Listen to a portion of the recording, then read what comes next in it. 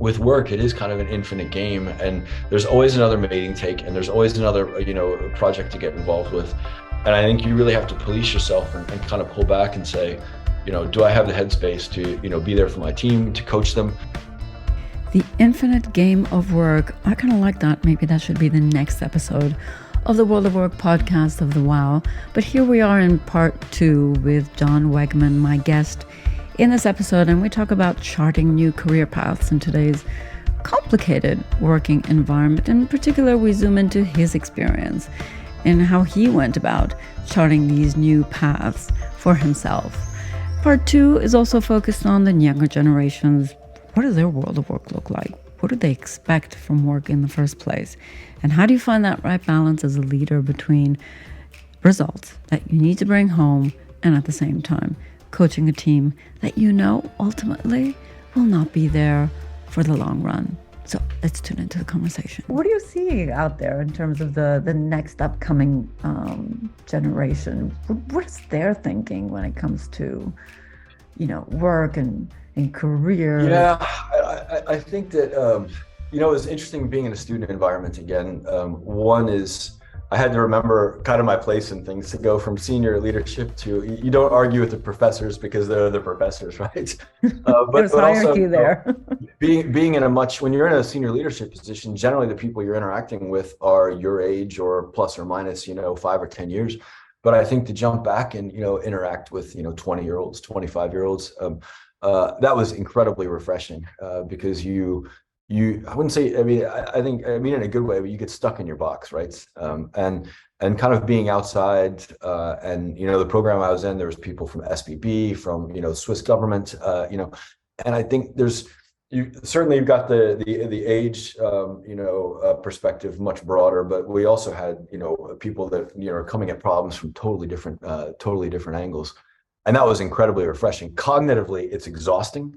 But if you actually take the time and say, why does somebody who's 22 look at this problem differently, and then kind of start to pull on that thread, you get some interesting insights. And I think, to answer your question more directly, I think that the approach to employment is much more transactional, right?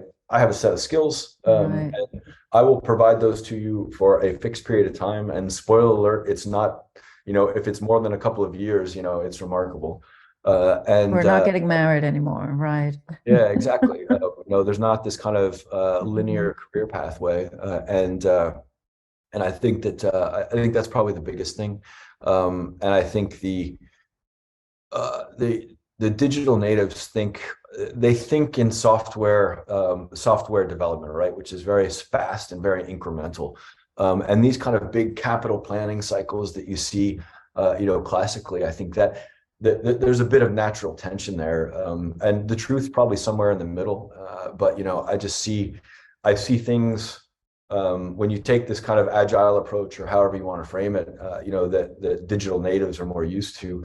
You can do things a lot faster, which is why I think we see a lot of startups, that scale very quickly.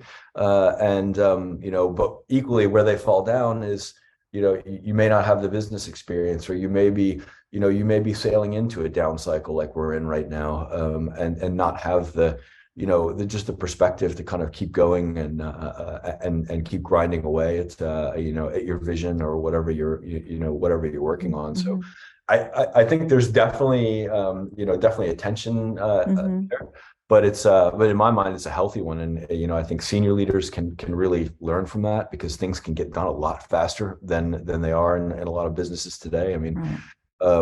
It's easy to look at the Swiss banking system and see where innovation's happening and where it hasn't, and the outcomes there, which are not always fantastic. So I think there's something on both sides. And if you're clever enough to be able to harness that in the right way, I think those are the companies that'll be, the Googles of the next decade and on. It's going to be fascinating to see. Absolutely agree. And this time component, I see it also when it comes to careers. You were saying the digital natives, they can accelerate things, expedite them, compared to our ways of thinking, 3-year plan, 5-year plan, and before you can get something done. Well, they don't have that much time, or at least they see time very differently also from the career point of view, or at least from a promote, because it's less about careers, actually. It's more about give me the money. And it's more and give me the raise and give me the next, otherwise I'm just going to move on. And, I grew up with this thing that you need to build leaders, you need at least 20 years, 15 to 20 years to build a, solid general management position in big Fortune 500 companies. Of course, I'm not talking about the smaller ones, but the ones that have a major impact in the economies and employment. Well, that's kind of like difficult to. You still need that amount of life experience, Yeah. but does not mean that it's going to be in that one company that's going to be molding you to become that leader. And because like the young generation, they just don't have time. They cannot be bothered with it. Um, and I don't know, I may be kind of like jumping the gun here in terms of providing some reasons to it, but one of them is definitely this unpredictability that we're living in, and could be, COVID happens all of a sudden, and there you go. Your whole life is completely turned upside down. I don't know, your 152 flights or however long they were. Well, definitely got to carbon neutrality in 2020, I would suggest. And given this unpredictability of everything, that you can't plan longer than maybe a month ahead, the young folks are like, let's be transactional, let's be professional, Yeah. hopefully. This is what I can give you. What can you give me? And let's leave that relationship, but let's come back to it.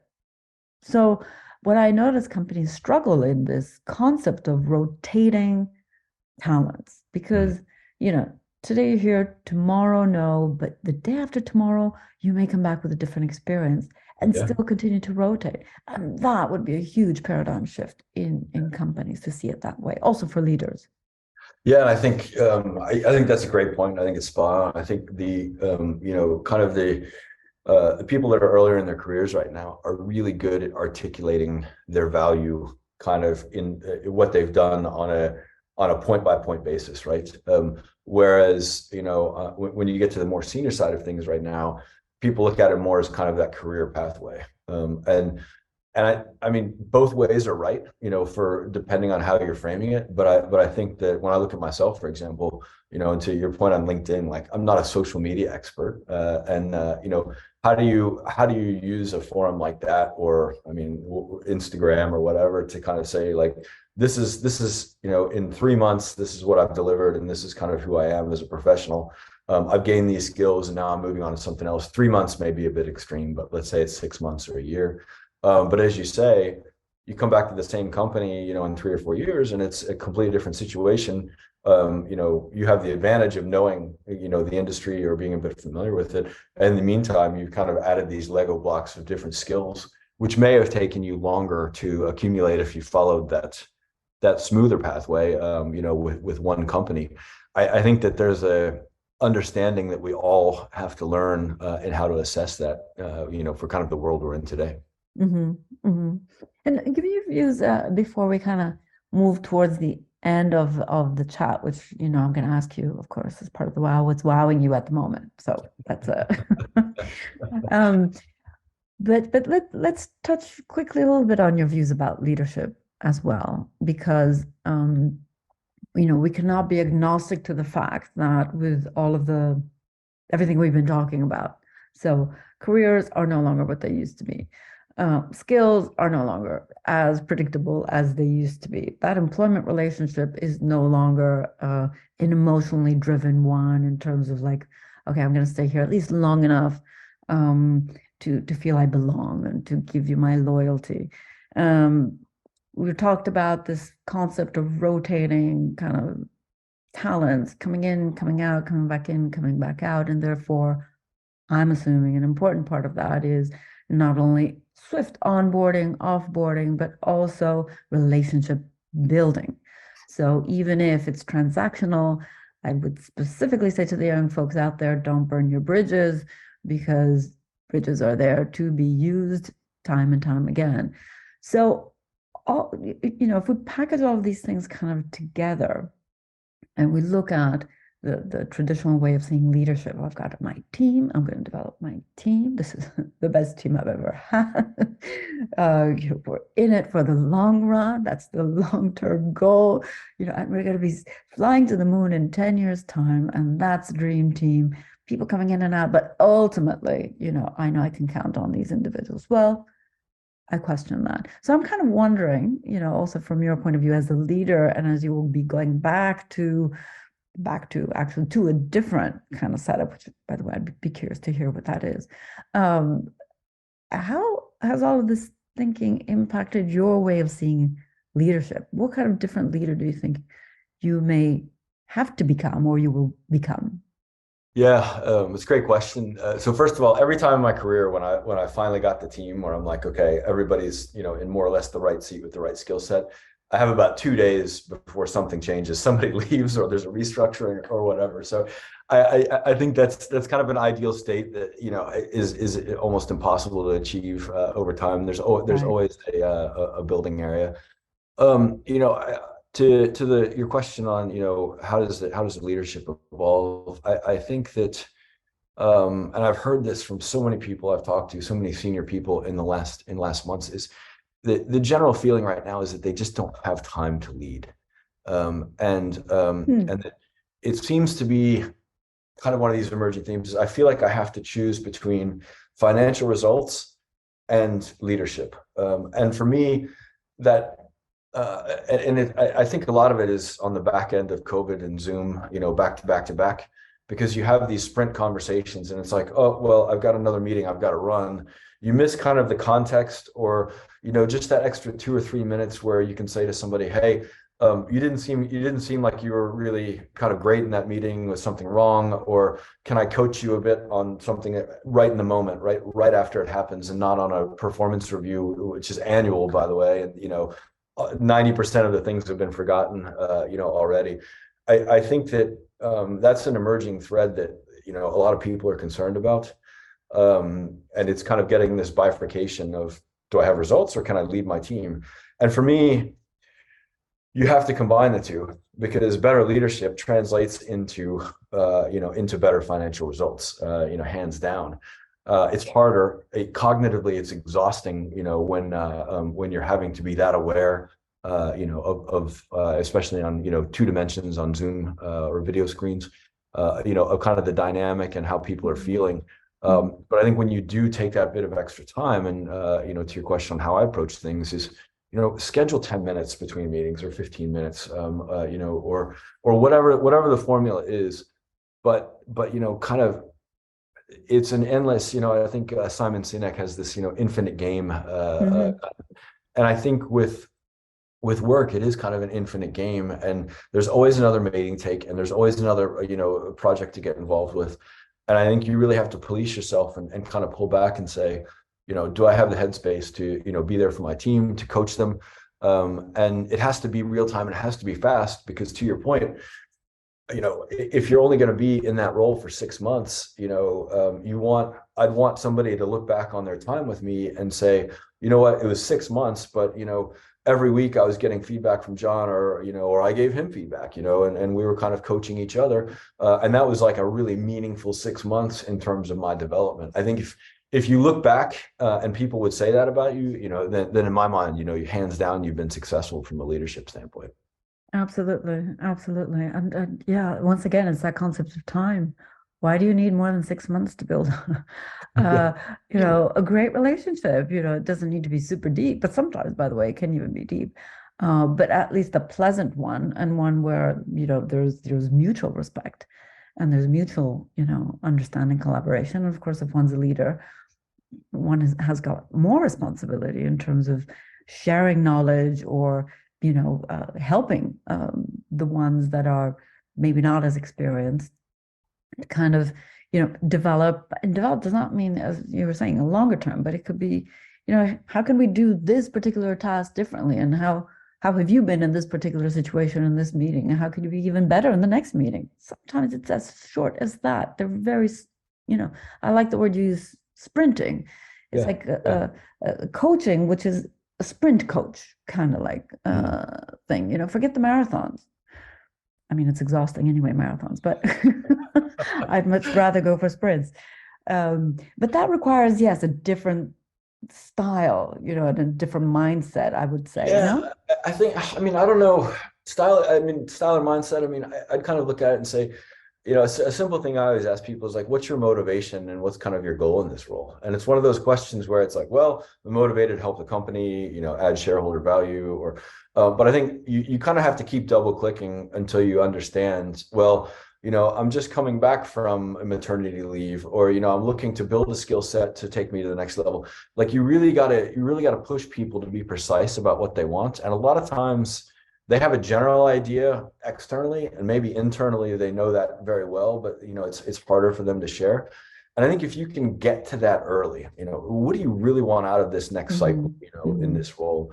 If you can get to that at a, even directionally, kind of a very genuine level, not only do people feel good that you're taking the time to understand them, and you get a better financial result. This isn't about hugs and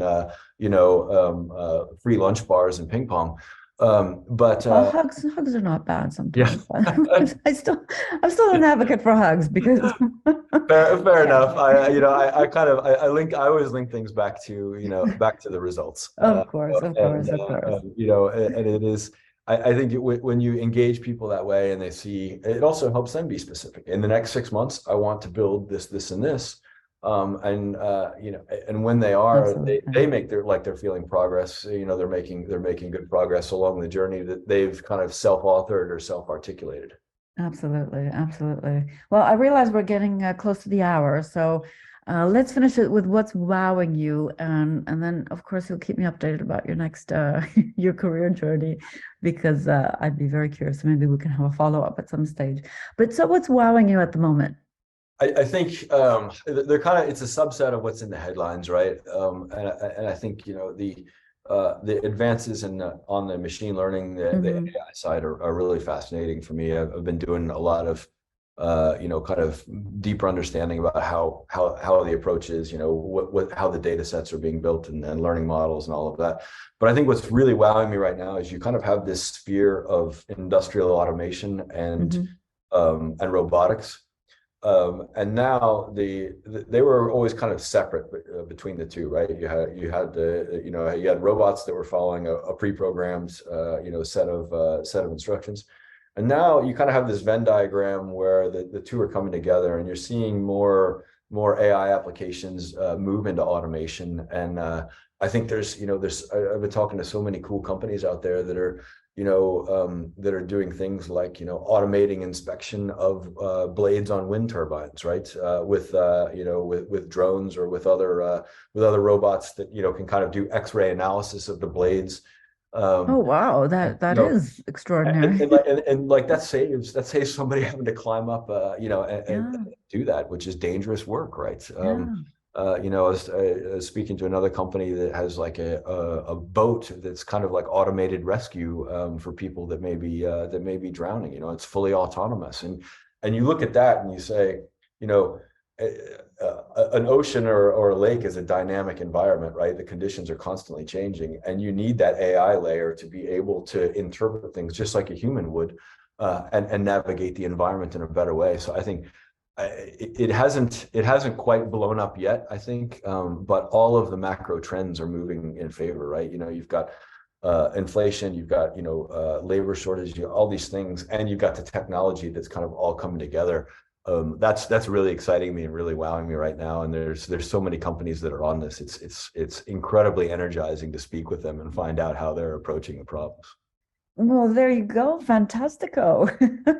It seems like, maybe we should explain what a Venn diagram is for the non-techie folks. No, I'm joking, but so when two circles come together, right? Something like that. So you've got kind of two things, and they overlap, and in the middle is where the sweet spot is. And I think officially it's supposed to be only two circles, but I take artistic license and usually throw in 3 or 4. That's what wows me. Artistic license, poetic license, that's creativity is still an important part of what we do. Hey, John, thanks so much for joining us on the podcast. So here we are at the end of this episode together with John. I do want to thank him once again for being so open and authentic and transparent about his own experience as he's charting his way into new career paths and new swim lanes. So as always, do make sure you subscribe and do take care. Until next time. Bye for now.